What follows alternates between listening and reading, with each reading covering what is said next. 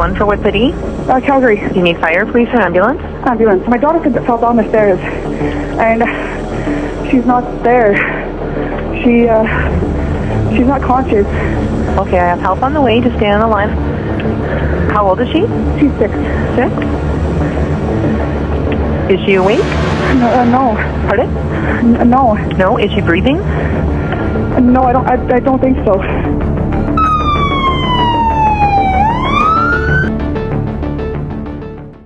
My daughter fell down the stairs and she's not there. She's not conscious. Is she breathing? No, I don't think so. But 6-year-old Meeka Jordan didn't fall down the stairs. She had been tortured for 4 days.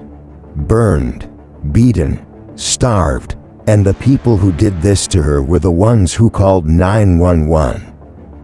Before we begin, this case involves the abuse and murder of a child. It's difficult to hear, but it's a story that needs to be told. If you appreciate deep dives into cases that changed the justice system, hit that subscribe button and turn on notifications. Now, let's meet Meeka. Meeka Jordan loved to sing and dance. And she did it like no one was watching.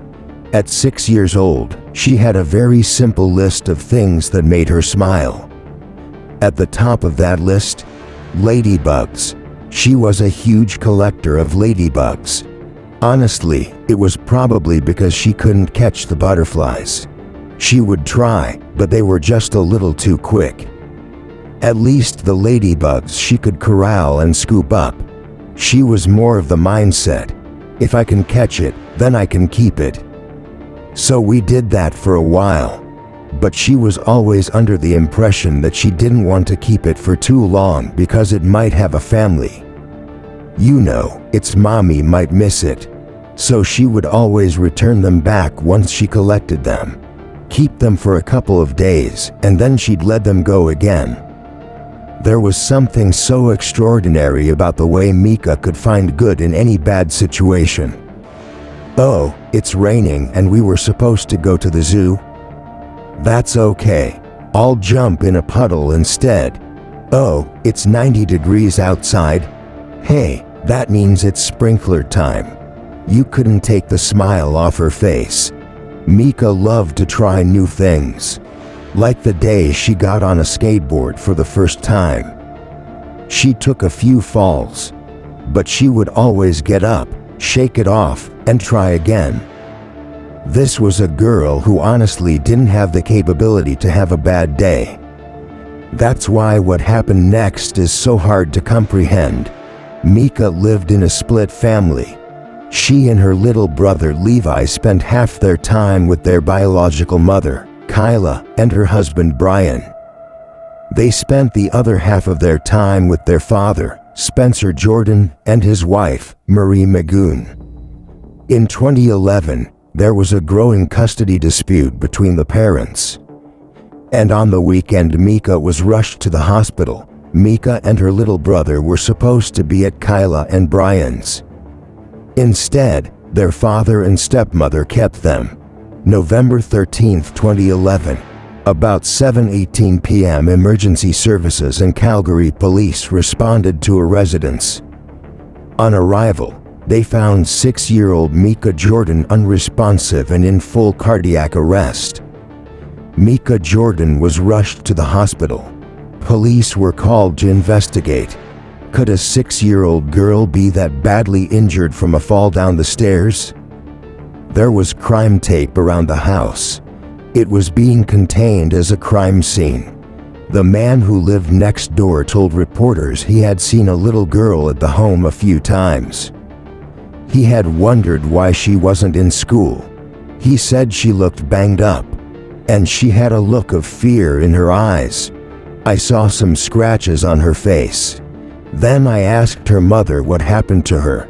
Maybe a lot of bleeding on her face. Then she said she fell a lot. Meeka had abdominal trauma, head trauma, bruising throughout her body, a severe burn on her left hand, matted hair, and a torn frenulum in her lip, usually the result of a blow to the mouth. Meeka was kept on life support until the next day, and at approximately 1:47 p.m. on November 14, 2011, Meeka passed away. A memorial was held for Meeka 6 days after she passed away. Her tiny white coffin was at the front of the room, covered in flowers. There was a princess balloon floating above. Meeka's favorite song was played while memories of her short life were shown on a big screen. Every night at bedtime, when Meeka was at Kyla and Brian's, this is the song she would sing. A Hawaiian-themed song that reminded her of a family trip when she was just 4 months old. That was just a song she really loved to sing. When she was about 4 months old, we had gone on a trip to Hawaii with her other grandparents. So it was kind of one of those things that was always in her mind, knowing that she had been there. It was a Hawaiian-themed song, and I think it was just the upbeatness of it, too. As the pipes played Amazing Grace, people filed out of the funeral home. Given the extent of Meeka's injuries, it was hard for anyone to believe she had simply fallen down the stairs. It wasn't long before police announced Meeka's death was no accident. Police can now reveal that the blunt force trauma injuries sustained by Meeka were to her head and abdomen. They're not consistent with a fall down a flight of stairs. Reporters went to Meeka's father and stepmother's home to try to get some answers. We're just hoping we could talk to you about the death of Meeka Jordan. No comment. I'm sure you have a side to tell. We have a side to tell. But nobody's done nothing wrong.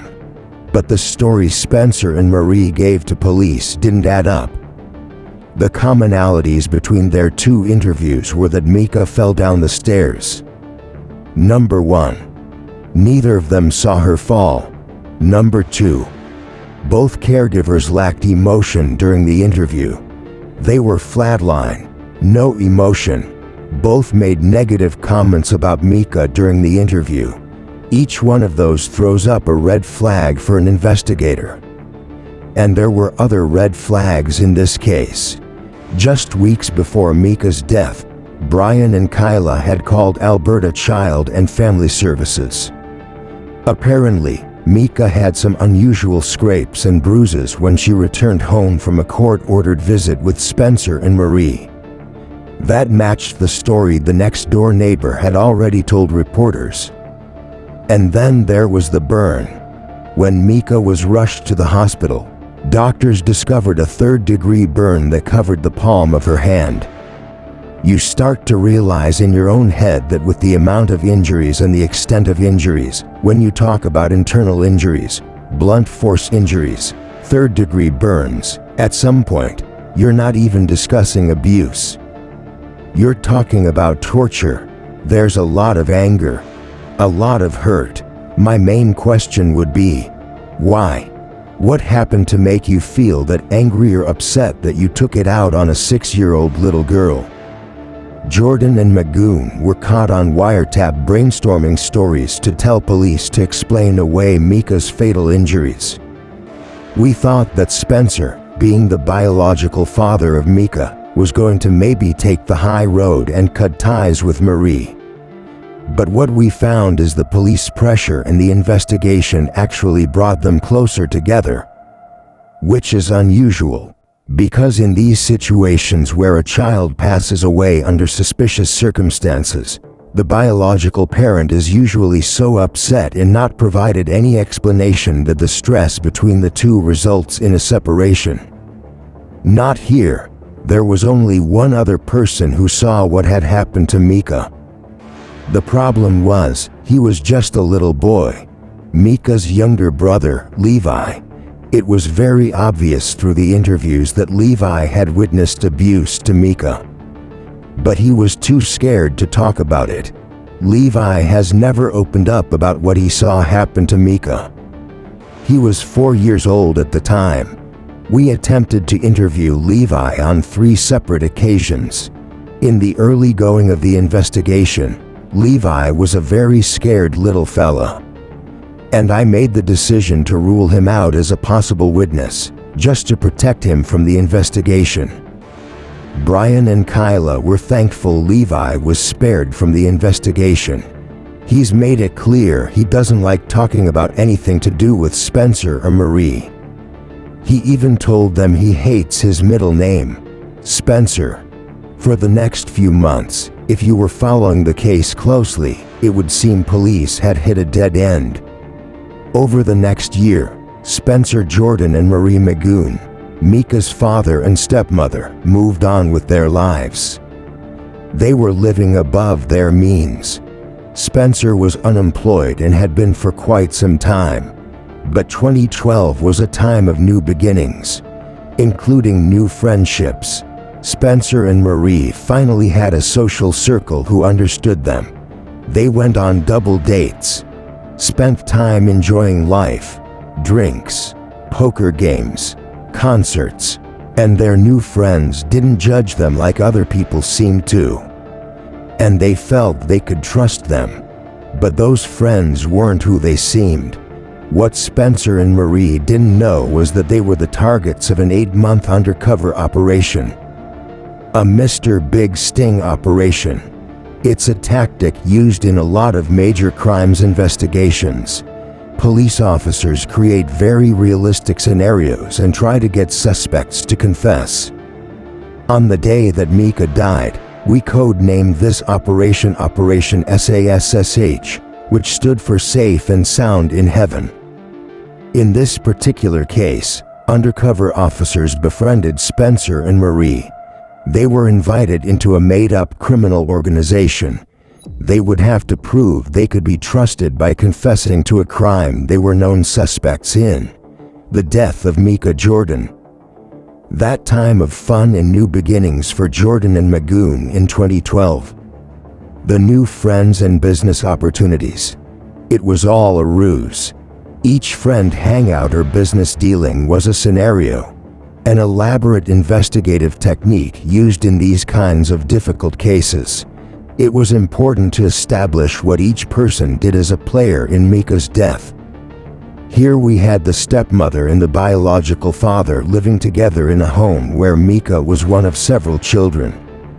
So establishing who committed the acts of violence against Meeka was important. It could have been one. It could have been both. So when you get to a Mr. Big operation, that's always the big question. Who did what? Stressed, Mr. Big told Spencer Jordan things weren't looking good, that he'd heard Spencer would be charged with murder. They're coming to arrest you. They're gonna throw your ass in jail. The crime boss told Spencer he couldn't help him unless he trusted him. And in order to trust him, he needed to know exactly what happened to Meeka. A little bit of anger. I didn't hit her hard. I pushed her, but I remember her falling back on our hard tile floors and she smacked her head pretty good. The conversation went on for hours. And then finally, an admission. I hit her in the stomach area. And she fell over. I hit her hard, so I guess the best way to say it is I didn't hold back. Immediately following Spencer Jordan's confession to the undercover officer, he called Marie Magoon. That sparked some tense moments for homicide detectives. What Spencer said was that it kind of felt like a police interview. And he was right. Marie, on the other hand, was less paranoid than Spencer. Spencer was always more careful and more paranoid out of the two. He was always worried about the police investigation, about wiretaps, about even the undercover operation. Marie, on the other hand, not so much. She just kind of accepted her new friends. Didn't worry about stuff like their phone being tapped. Somehow, Magoon managed to calm Jordan's nerves. And then it was her turn. We did a second crime boss meeting with Marie. Marie, during that covert confession, provided more details as to the injuries that she had inflicted on Meeka. That's when police finally learned the truth about that horrible burn on Meeka's hand. She admitted that she had put Meeka between her legs, grabbed her one hand, and with a lighter in the other hand, burned the palm of her whole hand for 30 seconds. Which was shocking, even to the most seasoned cop. But that was only the beginning of days of torture. To understand how Meeka ended up in that house during those final 4 days, we need to go back to the custody arrangement. The weekend Meeka died, she wasn't even supposed to be at Spencer and Marie's house. According to the court-ordered custody agreement, Meeka and Levi were supposed to return to Kyla and Brian on Friday evening. But Spencer refused to bring them back. When Friday came and they didn't show up, I immediately called. Spencer told me they were keeping the kids for the weekend. I told him that wasn't the agreement. That wasn't what the court said. He just hung up on me. Kyla thought about calling the police, but she worried it would escalate things, make the custody battle worse. She thought she'd deal with it on Monday, get a lawyer involved, document the violation. She didn't know she'd never see Meeka alive again. On Saturday morning, Kyla sent text messages to Spencer's phone. "Please bring the kids home." No response. Sunday morning, "This isn't okay. You're violating the custody order." No response. And then Sunday evening, the call that changed everything. "My daughter fell down the stairs and she's not there. She's not conscious." Looking back, investigators believe Meeka suffered most of her fatal injuries during that unlawfully extended weekend. The weekend she was never supposed to be there. The weekend that would cost her everything. This detail would become crucial later in the legal proceedings, because keeping Meeka at that house against a court order wasn't just a custody violation. It was unlawful confinement, and that distinction would change everything. At one point, Marie Magoon picked up a pillow from the couch and used it as a prop to show what she did to Meeka. She demonstrated how she held the pillow over Meeka's face, how she pushed down, how Meeka struggled, and how she kept pushing until Meeka stopped moving. The Mr. Big operation clarified very much what each person did. Both of them spoke about what they did, how they did it, and when they did it. And they both did that separately, each with Mr. Big, or the undercover operator. So that brought everything to light. And then when you look at the undercover evidence as a prosecution, you're looking at any evidence that is corroborated by other aspects of the case. Is what they say they did to Meeka consistent with the medical evidence? And it was. Despite the overwhelming and damning evidence in the case, the prosecution had another hurdle to overcome. The problem was, the undercover sting operation, the Mr. Big evidence, wasn't automatically allowed as evidence in the trial. In fact, the sting was in danger of not being allowed as evidence at all because of a decision by Canada's top court. They're not automatically admissible. They're presumptively inadmissible, which is a fancy way of saying that you need to establish that there are sufficient safeguards in the evidence in order for that evidence to be admissible. And that's to make sure that people aren't just talking out of thin air. There has to be some corroboration to what they're saying. In 2014, the Supreme Court of Canada ruled that confessions extracted through Mr. Big police sting operations tend to produce unreliable confessions, are open to abuse, and must be presumed inadmissible in court. So we were in uncharted waters. In addition to arguing confinement, we were also in new territory in terms of arguing the Mr. Big evidence. Again, going back to corroboration and pulling out the aspects of the evidence that established corroboration. When we see corroboration, we're saying it matches. Every time they said they committed X act, we look to the medical evidence to establish that this, in fact, did happen. That it's consistent, so we would look at each injury in the constellation of injuries on Meeka and argue that it was corroborated evidence. We located a doctor in Ottawa by the name of Dr. Christopher Milroy. He is a forensic pathologist with a vast amount of experience in pediatrics.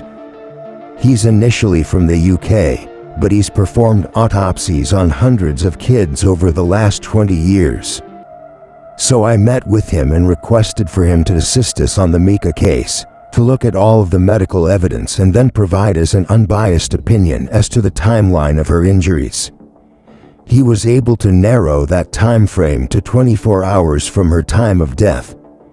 Keep in mind, the time of death was 16 hours after transport to the Alberta Children's Hospital.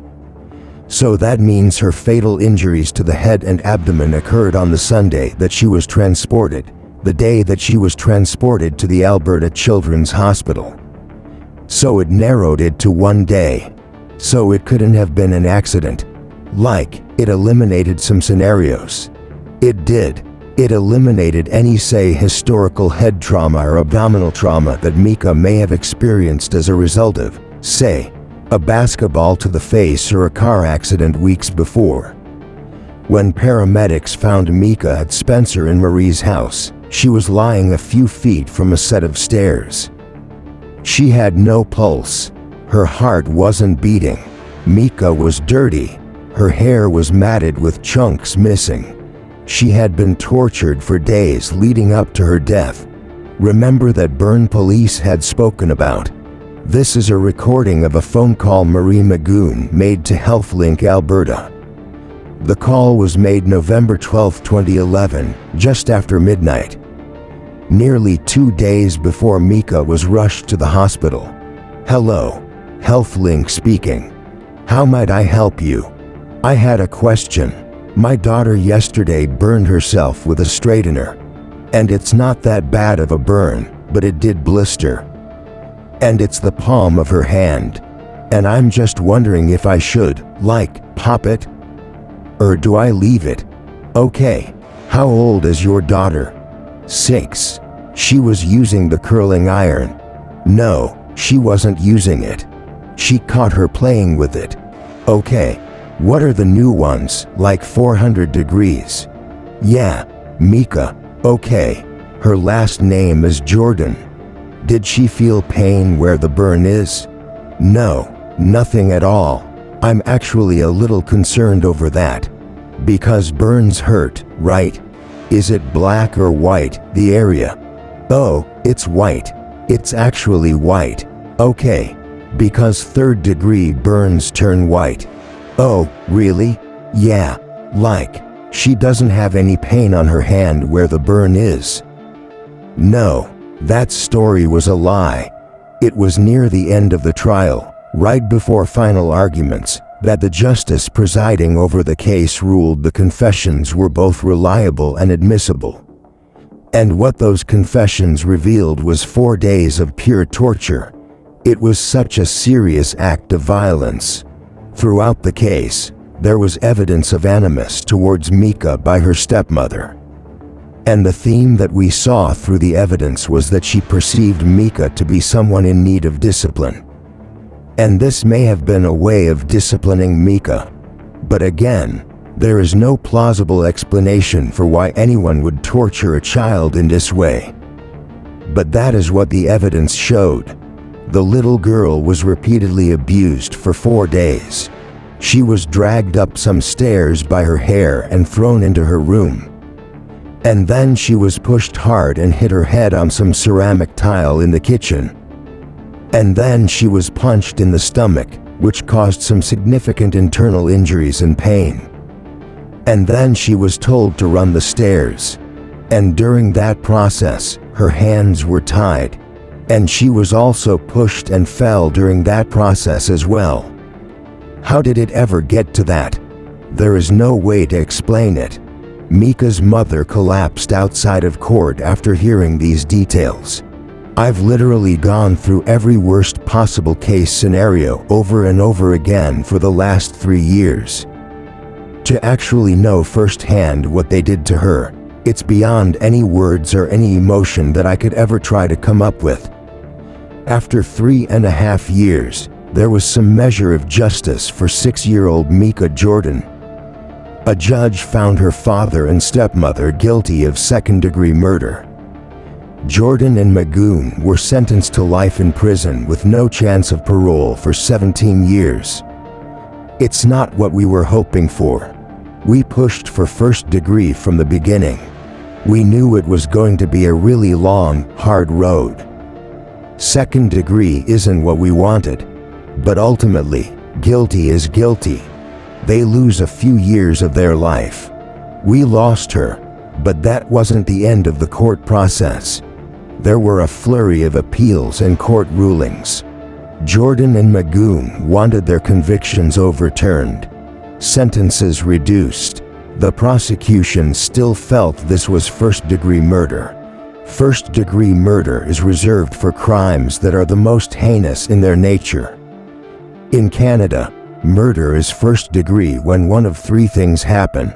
1. It's planned and deliberate. 2. If you kill a police officer. And 3rd, it's first degree murder if you kill someone while committing certain other offenses. One of those is unlawful confinement. So we argued confinement was taking place through the course of a series of events, starting with the burn and then through the beatings that would have happened over the course of days, including confinement at the stairs where there was a binding of the hands, controlling her liberty. She's not able to get out of that situation. She's only 6 years old. And that's how you get to confinement. Then, more than 5 years after Meeka's death, a rare ruling by the Alberta Court of Appeal, the convictions for Jordan and Magoon were upgraded to first-degree murder. Unlawful confinement in a child homicide had never been tried before. This was the first case. And for them to look at this as an unlawful confinement, which it was, because after the burned hand, they kept Meeka at that house for 3 days even though she was supposed to be back with her bio mom according to the court order, it was unlawful confinement. But Spencer Jordan and Marie Magoon still didn't accept their guilt, so it went to the Supreme Court of Canada in November of 2017. I was actually in the courtroom when the 9 Supreme Court justices ruled that this was indeed a first-degree murder case and that both were convicted of that with no chance of parole for 25 years. It's finally over. One of the best things I've ever heard in my life. We were anticipating a couple weeks to a couple months and basically waiting for an email like we have with many of the other decisions. And for them to walk out of that room and actually say it right then and there that day? Huge. Huge for us and for Meeka. It was the end of the road for Jordan and Magoon. They were out of appeals. There was finally justice. Brian had always said Meeka had the power to change the world one day.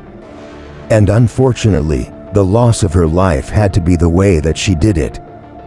But the story has touched so many people.